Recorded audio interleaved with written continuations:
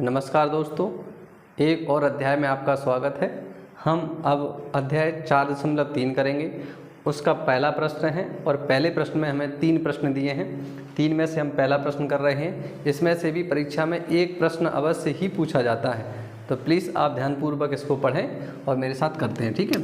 तो यहाँ पर हमने सवाल लिख लिया है पहले से कि निम्न द्विघात समीकरणों के मूलों की प्रकृति ज्ञात कीजिए, ठीक है। प्रकृति ज्ञात कीजिए, यदि मूलों का अस्तित्व हो तो उन्हें भी ज्ञात कीजिए। हम प्रश्न पढ़ते जाएंगे और उसमें समझेंगे कि मूलों का अस्तित्व कैसे ज्ञात करते हैं, ठीक है। साथ में प्रश्न लिखेंगे 2x² माइनस के क्या लिखेंगे 3x प्लस के 5 बराबर 0। और इस समीकरण की तुलना हम इसके मानक समीकरण से कर सकते हैं, ठीक है। तो समीकरण की तुलना समीकरण की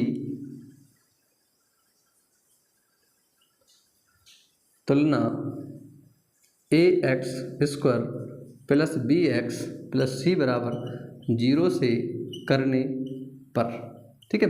यहाँ पर हम इसकी तुलना कर देंगे और इससे काय के मान निकालेंगे, हम a b c के मान निकालेंगे। देखिए मैं इसको अभी आपको वहाँ बताऊँगा हम कैसे मान निकालते हैं। तो a का मान क्या हो जाएगा 2, इस प्रकार से 2, ठीक है। फिर b का मान क्या हो जाएगा -3, b का मान हो जाएगा -3 और c का मान क्या हो जाएगा 5, तो c का मान क्या हो जाएगा 5। इस तरीके से हमने a b c के मान निकाल लिए हैं। यदि आपको थोड़ा बहुत कम समझ में आता है तो यहाँ पर थोड़ा सा देख लीजिए, केवल समझने के लिए आपको देखना है कि मान हम कैसे निकालेंगे। इससे जब इसकी तुलना करते हैं तो ये होता है इस प्रकार से। तो ज़रा समझिए यहाँ पर हम इसके मान कैसे निकालते हैं। जो बच्चे एकदम कमज़ोर हैं, कमज़ोर से कमज़ोर छात्र भी हमारे इस प्रश्न से समझ सकता है। तो देखिए इससे हमारा x कट जाएगा तो हमारा a का मान क्या हो जाएगा 2, ये वाला x इससे कट जाता है ये मान लीजिए, और इसका मान क्या हो जाएगा -3 और c के सामने कुछ कटने के लिए नहीं है तो c का डायरेक्ट मान क्या हो जाएगा 5, ठीक है दोस्तों।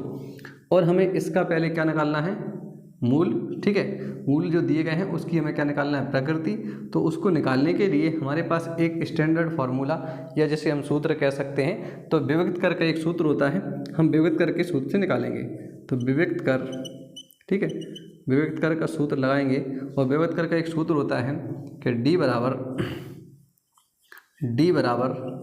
b² माइनस 4ac 4ac, ठीक है। और इसका जब हम मान निकालते हैं तो जो हमारे a b c के मान हैं वो हमें इसमें रख देना है। तो b का मान क्या था -3, तो हम लिखेंगे -3 और घात लगाएंगे 2 -4 जैसे के तैसे गुणा लगाएंगे। a का मान कितना था 2, तो a के स्थान पे हम लिखेंगे 2 और c का मान कितना था 5, तो c के स्थान पे हम क्या लिख देंगे 5। तो d बराबर इसका जब 2 बार गुणा करेंगे तो ये आ जाएगा हमारे सामने 9, ठीक है। 4 दूनी 8, ठीक है, 4 दूनी 8, 8 पंजे क्या हो जाएगा 40। इस प्रकार से हम इसका क्या कर लेंगे गुणा। इसका हमें 2 बार गुणा करना है, ठीक है। तो 3 गुणा 3 करेंगे तो ये प्लस का आ जाएगा कि -3 गुणा -3, जब इन दोनों का गुणा करेंगे तो प्लस का क्या बनेगा 9 बनेगा, ठीक है। इसमें से जब हम इसको घटाएंगे तो हमारा बचेगा 31, वो भी क्या आएगा माइनस का। इस प्रकार से यदि हमारा कोई मान d से जब मतलब ऋण में आता है, ऋणात्मक मान आता है, तो इसका कोई भी अस्तित्व नहीं होता है, ठीक है। तो हम लिखेंगे कि यहाँ मूलों का कोई भी वास्तविक, ठीक है, अस्तित्व नहीं है, अस्तित्व नहीं है। और यही हमें ज्ञात करना था। या हम कह सकते हैं कोई भी वास्तविक मूल नहीं है, ऐसे लिख सकते हैं कि कोई भी वास्तविक मूल नहीं है। इस प्रकार से यदि मूल वास्तविक आते हैं तो हम इसको आगे भी सॉल्व करेंगे अगले वाले प्रश्नों में। तो एक बार इसका स्क्रीनशॉट लें, आराम से इसको करिए। पहला प्रश्न है, ठीक है। चलिए आगे वाला प्रश्न करते हैं। चलिए दोस्तों, आपने इसका एक प्रश्न कर लिया, हमने इसका एक अगला प्रश्न और करते हैं। उसी के जैसा ये प्रश्न है तो हम इसमें लिखेंगे हमारा अपना समीकरण, ठीक है। ये हमारा दूसरा सवाल दिया है, x² माइनस के 4 अंडर रूट क्या हो जाएगा 3x प्लस के क्या हो जाएगा 4। मैं चाहता हूँ कि आपका कम से कम समय में अधिक से अधिक सवाल हो सकें, इसलिए हम तुरंत हाल के प्रश्नों को दूसरा कर देते हैं। ठीक है, तो इसका देखते हैं आगे। तीन समीकरण की तुलना ऐसे लिखेंगे, समीकरण की तुलना A X square plus B X plus C बराबर 0 से करने पर। तो हम इसमें मान निकालेंगे, तो ए का मान क्या आ जाएगा, इस ए का मान क्या हो जाएगा हमारा 3। ठीक है, दूसरा बी का मान निकालेंगे तो माइनस के से आ जाएगा -4√3। ये विशेष ध्यान रखें, जब आप इसका मान निकालेंगे तो वो मान अगर ऋण का है तो ऋण सहित लिखना है आपको बस अकेला, नहीं कई बार क्या होता है छात्र ऐसा करते हैं कि माइनस नहीं लगाते हैं। ठीक है, तो सी बराबर क्या आ जाएगा हमारा 4। फिर हम इसका क्या निकालना है, विभक्त कर, जैसे हमने पहले ही किया था वैसे ही हम इसका मान निकालेंगे। तो विभक्त कर क्या होता है, डी बराबर बी स्क्वायर माइनस 4ac। यहाँ तक हमने लिख लिया। अब इसमें हमें इसके क्या रखने, वैल्यू को केवल रखना है अकेला। ठीक है, तो आगे देखें, हम इसमें इसका मान रखेंगे। बी का मान है -4√3 कुछ छात्रों को इसके गुणा में परेशानी आती है, तो मैं इसको आपको गुणा भी बिल्कुल आसान तरीके से करा के बता दूंगा। ए का मान कितना है 3 और सी का मान कितना है 4। ठीक है, तो हम इसको थोड़ा सा लंबा डिटेल में लिखेंगे, इसको दो बार लिखते हैं, -4√3 गुणा -4√3। ये थोड़ा विशेष ध्यान दें कि यहाँ पर गुणा लगा हुआ है, गलती से भी प्लस मत लगा देना, कई छात्र लगा देते हैं इसलिए। तो 4 गुणा क्या लिखेंगे 3 गुणा 4। ये हमने जैसा का तैसा लिखा है, इसमें कुछ परिवर्तन नहीं किया है, इसको केवल दो बार लिखा है आपको समझाने के लिए। ठीक है, तो यहाँ हम लिखेंगे, देखिए -4 और -4 गुणा होगा तो ये तो हमारा हो जाएगा 16। और हमने पहले पढ़ लिया कि √3 और √3 का कभी भी दो बार एक साथ आता है ऐसे। ठीक है, तो उसमें से केवल क्या लेते हैं, 3 हम लेते हैं। तो यहाँ से हमारा दोनों में से जे √ का 3 है, जे √ का 3 है, तो केवल क्या आ जाएगा 3 माइनस का इन सब का गुणा कर दीजिए। ठीक है, 4 3 12। ठीक है, 12 चौक क्या हो जाएगा 48 48। इसका भी यदि हम गुणा करेंगे तो हमारा क्या हो जाएगा 48 में से 48 घटाएंगे तो डी का मान बचेगा हमारे सामने 0।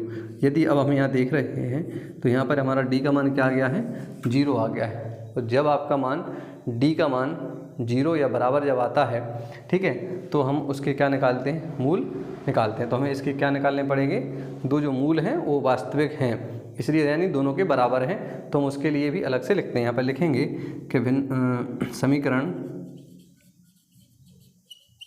समीकरण के मूल वास्तविक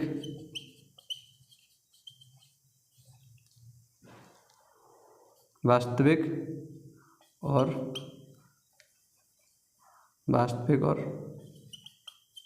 बराबर है। कैसे हैं, बराबर होंगे। कैसे होंगे, वास्तविक और बराबर होंगे यदि, आगे हम देख लेते हैं आगे। ठीक है, तो यहाँ पर हम जब बराबर होते हैं तो उनको निकालने के लिए हमारे पास भी एक स्टैंडर्ड फार्मूला होता है। तो इसको हम लिख सकते हैं कि x बराबर (b/2a) और इसको भी ऐसे ही लिखेंगे x बराबर (b/2a). इस प्रकार से हमारे दो मूल निकालने का एक स्टैंडर्ड फार्मूला होता है। तो उसमें से हम क्या करेंगे, यहाँ पर जो हमारे ABC के मान थे वो हम इसमें रख देंगे, तो दोनों जो वैल्यू हैं वो हमारे मूल हैं वो कैसे आ जाएंगे, बराबर आ जाएंगे। देखिए B का मान है ऋण के 4√3, तो हम यहाँ लिखेंगे ऋण के, ठीक है, एक सूत्र का है और अंदर लिखिए ऋण के 4√3 और बटे में क्या लिखेंगे 2। A का मान क्या था हमारा 3। यहाँ पर इसका जब गुणा करेंगे तो ये प्लस का हो जाएगा 4√3 और इन दोनों का जब गुणा करेंगे, ठीक है, इन दोनों का यदि गुणा करेंगे तो 3 दूनी 6 आ सकता है, लेकिन हम इसको ऐसे लिख देते हैं ताकि जी आपको काटना क्या हो जाए, आसान हो जाए। 2 से जब इसको काटेंगे तो ये हो जाएगा 2√3 और बटे में क्या आएगा 3, इस प्रकार से। ठीक है, यदि हम इसको निकालेंगे तो ये भी हमारा सेम आना है, तो इसको हम लिख सकते हैं -4√3, ठीक है, और बटे में 2 गुणा क्या जाएगा 3। ऐसे ही हम इसका करेंगे, इसका जब चिन्ह आएगा तो क्या हो जाएगा प्लस का, तो √3 बटे 3 दूनी का हो जाएगा 6, लेकिन इसको ना काटने की वजह से हम इसको ऐसे ही कर देते हैं। जब इसको हम काटेंगे 2 से तो 2 दूनी 4 क्या जाएगा, ठीक है, 2 एकम 2, 2 दूनी 4, तो 2 क्या जाएगा 3। अब यदि हम इसको, वैसे तो उत्तर हमारा यही है लेकिन हमारे प्रश्न में ऐसा ना दिया है, ठीक है, इसलिए तो हम इसको क्या थोड़ा सा आगे सॉल्व करेंगे। वो कैसे सॉल्व करेंगे, इसका हर का क्या कर देंगे परमीकरण। तो यहाँ पे लिख सकते हैं x बराबर 2√3 बटे क्या लिखा हुआ है, ठीक है, 3 गुणा, ठीक है, 2√3 बटे 2√3। इसका जब परिमीकरण करेंगे तो 2 दूनी क्या हो जाएगा 4, 2 दूनी क्या हो जाएगा 4 गुणा √3 में से 3 में से केवल क्या आएगा 3, और ये हो जाएगा 3 दूनी 6 √3। ठीक है, और ये 4 3 क्या हो जाएगा 12/6 √3। जब हम इसको काटेंगे तो 2 देखो 2 1 6 कम 6 6 दूनी 12, तो यहाँ पे √ हो जाएगा 3। इस प्रकार से हमारा एक मूल दिया जाएगा 2√3। ये ऐसा क्यों किया है, क्योंकि हमारे सवाल में यदि आप इसका उत्तर देखेंगे गणित में तो ये इतना उत्तर दिया है, आप इतना कर देंगे तो भी आपका आंसर कहलाएगा। इसको भी हम इसी प्रकार से आगे करेंगे। x बराबर 2√3 तो जैसे कि तैसे रहेगा बटे में 3, इसका अंश का परिमीकरण कर देंगे। ठीक है, तो ये हमारा ऊपर और नीचे दोनों तरफ लिख जाता है। जब हम अंश का परिमीकरण करते हैं, हर का परिमीकरण करते हैं, तो ये आपने क्लास 9th में सीख लिया होगा। ठीक है, तो इसको हम ऊपर नीचे लिख करके फिर उसका क्या कर देते हैं, गुणा कर देते हैं। ठीक है, आगे देखिए, जब हम इसका गुणा करेंगे इसका तो हो जाएगा 4 गुणा √3 और √3 का गुणा होगा तो केवल क्या आएगा। इस तरीके से हम इसके मूल निकाल लेते हैं और इसके बाद हम इसको भी ऐसे ही निकालेंगे। ठीक है, तो यहाँ पर देखिए हमने इन दोनों का गुणा किया है, तो यहाँ 4 3 हो जाएगा 12, या तो इसको ऐसा कर लें या फिर हम इसको डायरेक्ट 3 दूनी 6 करके इसको भी काट सकते हैं √3। जब इससे इसको काटेंगे, ठीक है, तो ये हो जाएगा 12/6 √3, और जब इसको काटेंगे तो ये बचेगा 2/√3। इस प्रकार से 2 बराबर मूल